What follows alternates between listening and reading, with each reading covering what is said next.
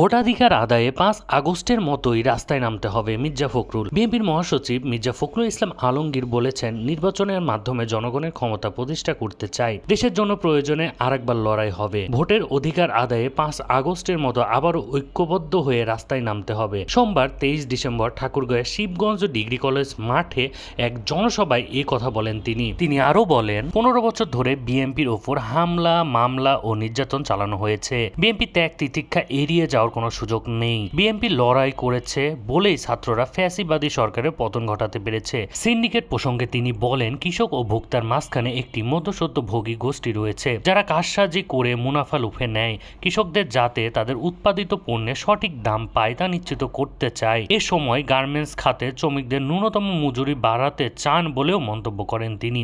বাংলাদেশের সাম্প্রদায়িক সম্প্রীতির দেশ উল্লেখ করে তিনি বলেন, বিশ্বের কোথাও বাংলাদেশের মতো সাম্প্রদায়িক সম্প্রীতি নেই। পূজার সময় মুসলিম ছেলেরা তা দেখতে যায়, আবার ঈদের সময় সেমাই খেতে হিন্দু প্রতিবেশীরা আসে। এ সময় ভারতে সাম্প্রদায়িক সম্প্রীতি দেখা যায় না বলেও মন্তব্য করেন বিএনপির এই নেতা।